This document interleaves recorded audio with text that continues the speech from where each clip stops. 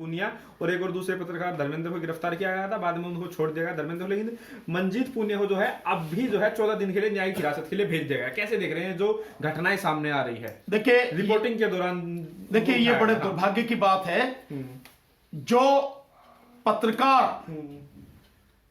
थे जो रिपोर्टिंग करते थे, या जिसको जो है अब गोदी मीडिया कहा जाता है, उसने तो अपना ईमान पूरा बेच दिया जी। अब उससे अलग हट के जो मीडिया, जिसे आप सोशल मीडिया कहते हैं, उस सोशल मीडिया के साथी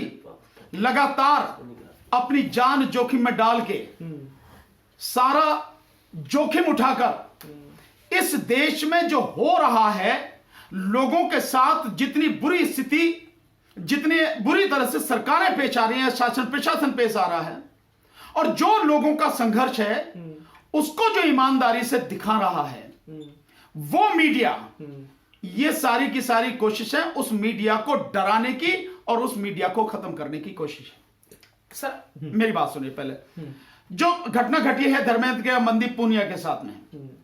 ये उसी का एक उदाहरण है जो पैसे पहले आप देखेंगे प्रशांत कनौजिया के साथ में हुई, और भी जो पत्रकार हैं, जो इस तरह के पत्रकार हैं जो सच दिखा रहे हैं, जो इस देश में घट रहा है उसको जैसा है वैसा दिखाने की कोशिश कर रहे हैं, रात दिन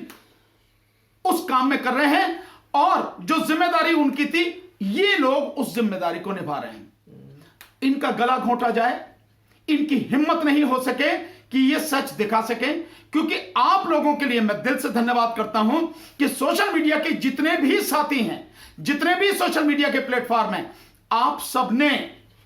जो किसान आंदोलन चल रहा है, जो देश में अलग अलग जगह जगह आंदोलन चल रहे हैं, चाहे वो बेरोजगारों के हों, चाहे जो वो स्टूडेंट्स के हों, चाहे मजदूरों के हों, उन सबको दिखाने में जो आपने ईमानदारी दिखाई है, जो आपने मेहनत की है, उसकी वजह से ये सच्चाई सामने आ रही है, और इस सच्चाई से सरकार घबराई हुई है, इसीलिए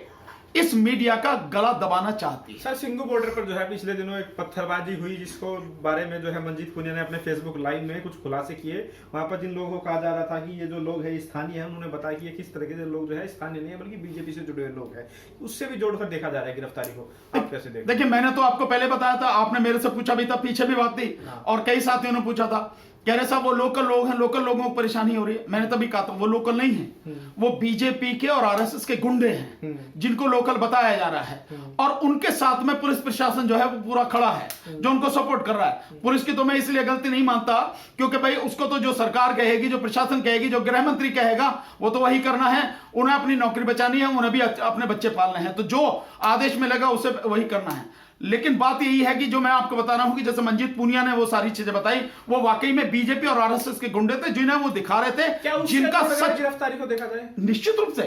भाई आप अगर किसी को आइडेंटिफाई कर देते हैं कि ये कौन है, सरकार बता रही है कौन, जैसा आप देखा जाए कि जिस व्यक्ति ने लाल किले पर झंडा फहराया वो कौन निकला, बीजेपी का आदमी निकला, वो बीजेपी के गृह मंत्री के। तो किसी का किसी के साथ भी फोटो हो सकता है, बिल्कुल हो सकता है, लेकिन इस तरह से नहीं हो सकता। फोटो तो हमारे भी हो सकते हैं, लेकिन हमारे फोटो कहां मिलेंगे आपको? आंदोलन में जो जाते हैं तो आंदोलन में लोग जो है साथ में फोटो खिंचवा लेते हैं, तो पता लगती है कि कहां फोटो खींचे गए हैं और किस तरह से हैं। जब आपके घर में बैठ के, जब आपके ऑफिस में बैठ के एक व्यक्ति बड़े आराम से आपसे बात कर रहा है, जैसे दिखाया उसका कि गृह मंत्री के साथ बैठ के बड़े आराम से बात कर रहा है, और गृह मंत्री के पास इतनी फुर्सत है कि बैठ के एक व्यक्ति से आराम कर रहा है इस इतने बड़े देश में, और प्रधानमंत्री के साथ में जिस व्यक्ति की फोटो है 7 रेसकोर्स रोड में ही होगी निश्चित रूप से, या कहीं भी उनके ऑफिस में होगी, ऑफिस की दिख नहीं रही, वो वहीं की होगी 7 रेसकोर्स रोड की। जब आपके साथ में है, इसका मतलब यह है कि उसकी पकड़ वहां तक, उसकी पहुंच वहां तक है। ऐसे व्यक्ति को, और वो तीन जो बीजेपी के सांसद हैं उनके साथ में लगातार उसकी फोटो है, तो ये ऐसे ही नहीं है कि कोई भी खिंचवा सकता, वो निश्चित रूप से उसकी करीबी है और वो बीजेपी का आदमी है जिसने वो किया। अब ऐसे लोगों के साथ में जब ऐसे लोग आइडेंटिफाई होंगे, ऐसे लोगों को जो आइडेंटिफाई किया जाएगा, और फिर जो बाकी और चारों तरफ जो है, जो सरकार,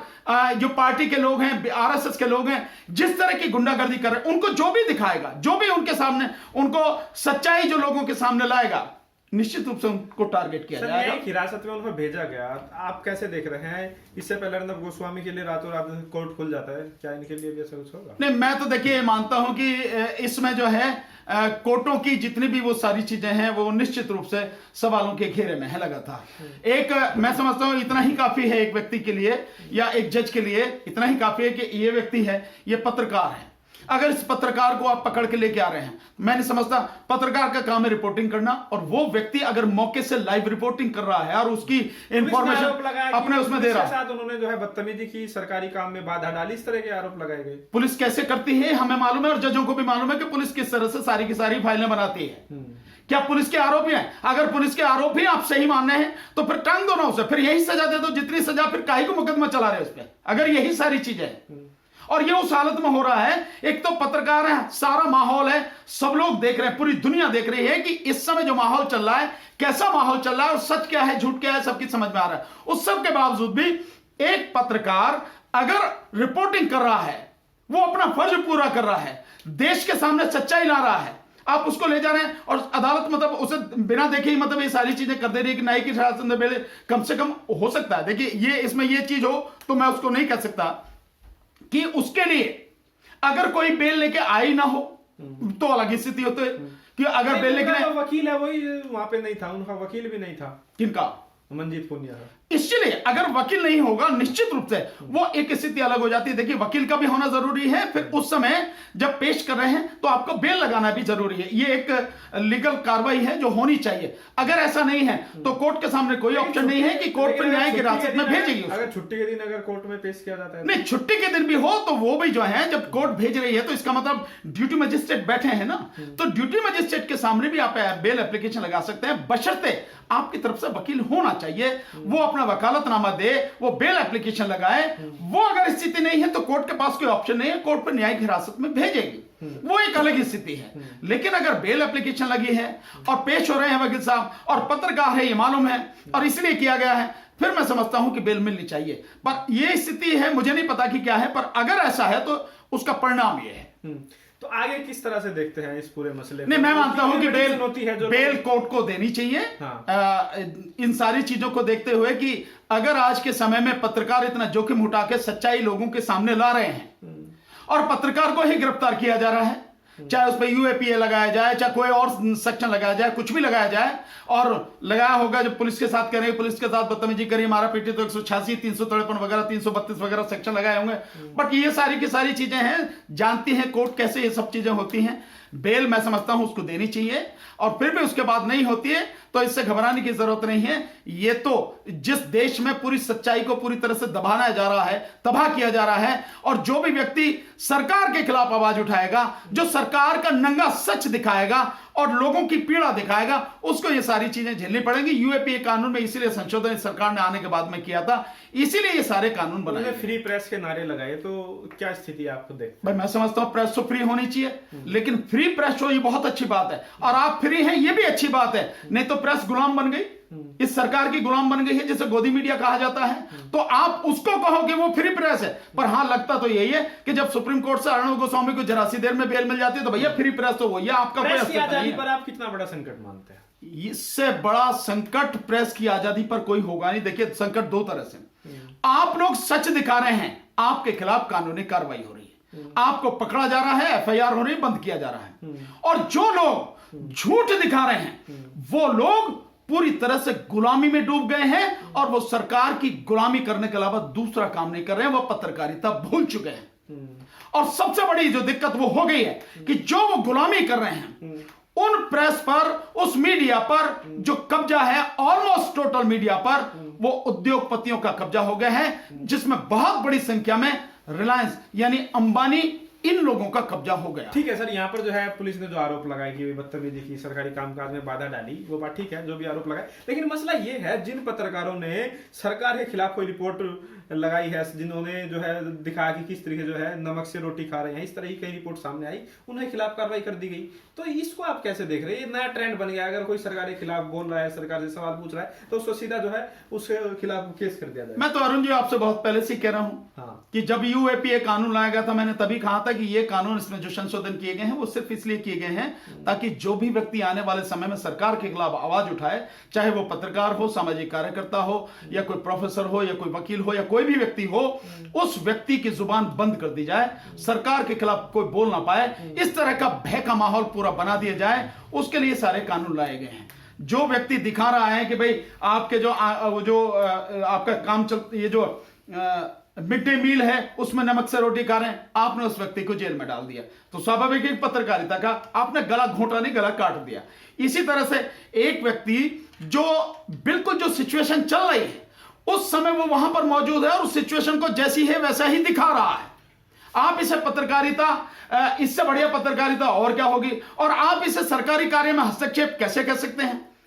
वो तो व्यक्ति ये सच्चाई दिखा रहा ना कि जो भी फ्रीडम ऑफ स्पीच और एक्सप्रेशन की जो बात है उसको आप कैसे देखते? खत्म कर दी गई। तो मैं तो इसीलिए तो कह रहा हूं कि ये जब सब कुछ खत्म हो गया तो इसमें क्या सुप्रीम कोर्ट का हस्तक्षेप नहीं करना चाहिए? क्या हाई कोर्ट्स का हस्तक्षेप नहीं करना चाहिए कि एक व्यक्ति जो न केवल उसका फ्रीडम ऑफ स्पीच है, फ्रीडम ऑफ एक्सप्रेशन, सारी चीजें हैं, बल्कि वो एक पत्रकार है, जो घट रहा है घटना स्थल से सीधी वो रिपोर्टिंग कर रहा है, वो सारी चीजें बता रहा है, तब भी आप उसके खिलाफ ये कार्रवाई कर रहे हैं, तो उसको सुरक्षा नहीं मिलनी चाहिए, पूरी सुरक्षा मिलनी चाहिए। वैसे तो पत्रकारिता का कभी स्वर्णिम काल नहीं रहा है, हमेशा दिक्कतें रही हैं, लेकिन क्या आपको लगता है अब जो वर्तमान समय है ये सबसे बुरा दौर है? भाई अब तक के उसमें पीछे का जितना भी देखा जाए, इससे बुरा समय कोई नहीं होगा। केवल पत्रकारिता के नहीं, हर चीज के लिए इससे बुरा कोई समय नहीं होगा। क्योंकि पहले आप जैसे इमरजेंसी का समय जो है उसकी जो है वो दी जाती है, उदाहरण दिए जाते हैं कि इमरजेंसी के समय में भी ऐसा था और झुकने के लिए कहा तो पत्रकारिता रेंगने लगी, वो उस तरह की बातें। पर मैं समझता हूं आज के समय में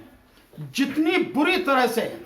जो सच्चे पत्रकार हैं, जो अच्छे पत्रकार हैं, जो सच दिखा रहे हैं, सच दिखाने की हिम्मत कर रहे हैं, मौके पर जाकर बिल्कुल सीधी सीधी रिपोर्टिंग कर रहे हैं, अगर उन लोगों पर एफआईआर की जा रही है, उन लोगों को पकड़ा जा रहा है, जेल में भेजा जा रहा है, मैं समझता इससे बुरा कोई समय आएगा। और जो लोग केवल झूठ बोल रहे हैं और जो लोग केवल सरकार की भाषा बोल रहे हैं, या यूं कहा जाए कि पत्रकार होते हुए, पत्रकार कहलाते हुए सरकार के प्रवक्ता बन गए हैं, उन वो मौज ले रहे हैं और उनको हर तरह की छूटें, कहीं भी घुस जाए, कहीं भी जाके जो मनमानी है वो करने लगे। इससे बुरा दौर कोई अभी तक सरकार के हिसाब से वही पत्रकारिता है, सरकार के हिसाब से होगी पत्रकारिता, लेकिन पत्रकारिता क्या है आप भी जानते हैं, हम भी जानते हैं। ठीक है।